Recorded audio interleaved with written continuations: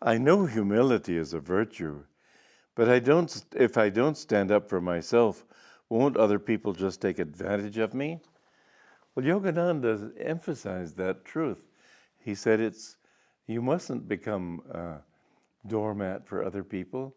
You have to at least sometimes feign an anger you don't feel.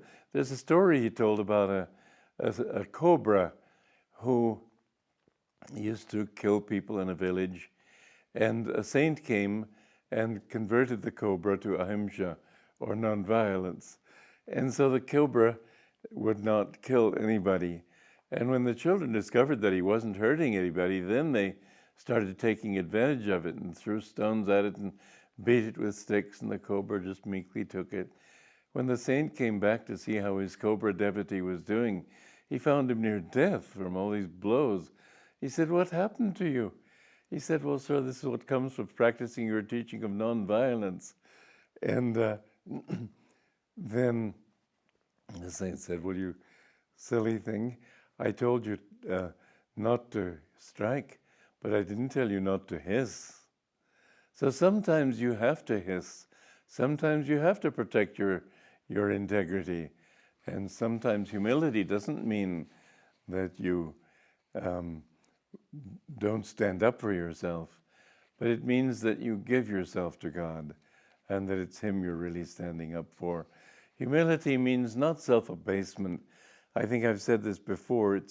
Humility is not casting dust on your own head and beating your head on the floor. Then that makes you conscious of dust and of your own head and of the floor.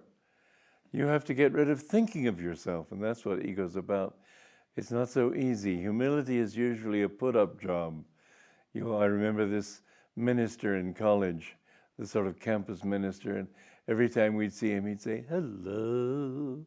It was such a phony humility. It just irritated the life out of everybody. But true humility sometimes can mean a lot of power. Jesus was humble, but he drove those money changers out of the temple, didn't he? Remember, humility means realizing that God is acting through you. And the more you feel Him acting through you, the more you can do anything. But you don't feel, "I am doing it." There's a story of a saint in India, Vedavyasa. He was a disciple of Krishna. And the gopis were the little cowherd girls who would bring cheese to Krishna every morning, and they'd cross over the Jamuna River to where Krishna was staying in his little hut. And one day, the Jamuna there was a storm, and the Jamuna was very roiling, and they didn't dare cross. And so they thought, well, how can we bring Krishna his chana, his cheese, his fresh cheese? And so they remembered that Vyasa was a great disciple. So they went to him and said, "Sir, can you please help us? We want to get over to Krishna to give him his cheese, but here you are. Can you help us get over there?" He said, "Krishna, Krishna, Krishna, all I ever hear is Krishna. What about me?" He said, "Why don't I get some cheese too?" And so they were very sort of embarrassed, and they didn't know what to do. But they said, "Well, all right, sir, you please take this." And he ate and ate and ate, and there was hardly any cheese left for poor Krishna.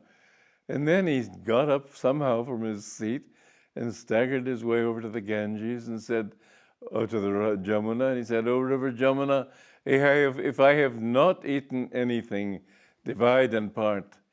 And they thought, what a liar. He says, if I have not eaten anything, he's gorged himself. But at that moment, the waters separated, and they ran across, and they were thinking, oh my goodness, well, whether he lied or not, we don't understand, but at any rate, we were able to bring this little bit of remaining cheese to Krishna, and they said, "Krishna, Lord, here's your cheese," and Krishna didn't answer. So they called more loudly and knocked on his door, and finally he said, "What? Oh, yes, you brought the cheese." He said, that fellow over there fed me so much, I can't eat anymore. So what had happened was that Vyasa transferred Krishna into his body, and he felt that Krishna was eating through him. This is an allegorical story intended to signify that everything you do, if you feel God is doing it through you, there is no taint of ego or karma involved then.